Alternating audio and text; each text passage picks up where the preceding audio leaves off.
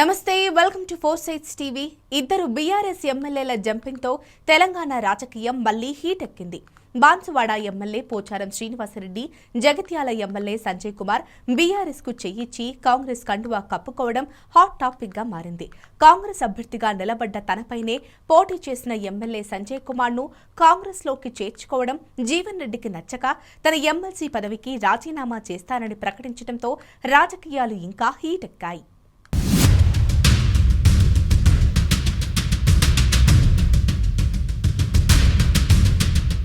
ఇద్దరు బీఆర్ఎస్ ఎమ్మెల్యేల జంపింగ్తో తెలంగాణ రాజకీయం మళ్లీ హీటెక్కింది. Banswada MLA Pocharam Srinivasa Reddy, Jagtial MLA Sanjay Kumar BRS కు చేయిచ్చి కాంగ్రెస్ కండువా కప్పుకోవడం హాట్ టాపిక్ గా మారింది. కాంగ్రెస్ అభ్యర్థిగా నిలబడ్డ తనపైనే పోటీ చేసిన ఎమ్మెల్యే సంజయ్ కుమార్ ను కాంగ్రెస్ లోకి చేర్చుకోవడం జీవన్ రెడ్డికి నచ్చక తన ఎమ్మెల్సీ పదవికి రాజీనామా చేస్తానని ప్రకటించడంతో రాజకీయాలు ఇంకా హీటెక్కాయి. మేం గేట్లు ఎత్తిస్తే బీఆర్ఎస్ లో ఒక్కరూ ఉండరంటారు సీఎం రేవంత్ రెడ్డి. కాంగ్రెస్ లో చేరేందుకు 29 మంది ఎమ్మెల్యేలు రెడీగా ఉన్నారని ఇంకో మంత్రి అంటారు. కానీ ఇప్పటి వరకు కాంగ్రెస్ లో చేరింది 5 ఎమ్మెల్యేలే. ఈ 5లో 3పై ఇప్పటికే అనర్హత వేటు వేయాలని స్పీకర్ కు ఫిర్యాదు చేసింది బీఆర్ఎస్. పార్లమెంటు ఎన్నికల వరకు జంపింగ్స్ ను కాంగ్రెస్ పెద్దగా ప్రోత్సహించలేదని చెప్పాలి. అయితే గత వారం రోజులుగా జరుగుతున్న పరిణామాలను పరిశీలిస్తే కాంగ్రెస్ ఆపరేషన్ ఆకర్ష్ ను ప్రయోగిస్తోందని చెప్పవచ్చు. అయితే ఎమ్మెల్యేలు పార్టీ మారుతున్న అంశంపై బీఆర్ఎస్ న్యాయస్థానాలను ఆశ్రయించింది. ఈ నెల 27న దీనిపై హైకోర్టు విచారించనుంది. హైకోర్టులో తేడా వస్తే సుప్రీంలో సవాల్ చేయడానికి కూడా రెడీ అవుతోంది బీఆర్ఎస్.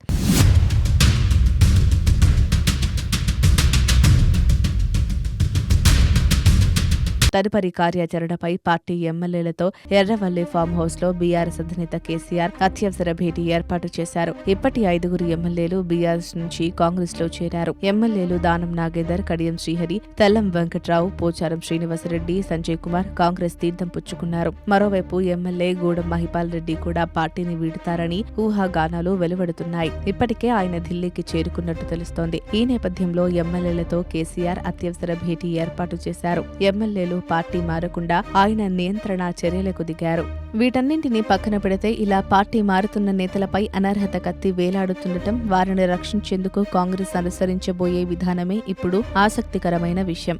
బీఆర్ఎస్ నుంచి 26 మంది ఎమ్మెల్యేలొస్తేనే ఇప్పుడు చేరిన 5 ఎమ్మెల్యేలు సేఫ్ గా ఉండే అవకాశం ఉందని అంటున్నారు పరిశీలకులు. బీఆర్ఎస్ నుంచి మెజారిటీ ఎమ్మెల్యేలను లాగేసి ఆ పార్టీ శాసనసభాపక్షం విలీనమైనట్లు చేస్తే పార్టీ ఫిరాయించిన ఎమ్మెల్యేలకు రక్షణ ఉంటుందట. అలా కాని పక్షంలో 5పై అనర్హత వేటు పట్టం తప్పనిసరి అని విశ్లేషకులు అభిప్రాయం వ్యక్తం చేస్తున్నారు. అంతేకాదు మిగతా వాళ్లు కాంగ్రెస్ లోకి వెళ్లకుండా కేసీఆర్ అడ్డుకోగలిగితే చిక్కులు ఎదుర్కోవాల్సి ఉంటుందని భావిస్తోంది కాంగ్రెస్ హైకమాండ్. ప్రస్తుతం చేరిన 5 ఎమ్మెల్యేలతో స్పీకర్ ఫార్మాట్ లో రాజీనామా చేసి ఆమోదించకుండా పెండింగ్ లో ఉంచడం వల్ల అనర్హత వేటు నుంచి ఎమ్మెల్యేలను రక్షించవచ్చనేది కాంగ్రెస్ నేతల ప్లాన్. ఈ విషయంలో ఇటీవల హిమాచల్ ప్రదేశ్ హైకోర్టు తీర్పు తెరపైకొచ్చింది. కాకపోతే అనర్హత విషయంలో 3 నెలల్లోనే నిర్ణయం తీసుకోవాలని ఈ మధ్య సుప్రీంకోర్టు సూచించింది. ఎమ్మెల్యేల రాజీనామా ఆమోదం అనేది పూర్తిగా స్పీకర్ అధికార పరిధిలో ఉంటుందన్న హిమాచల్ హైకోర్టు తీర్పును తమకు అనుకూలంగా మార్చుకునే వ్యూహాన్ని ఎంచుకుంటోంది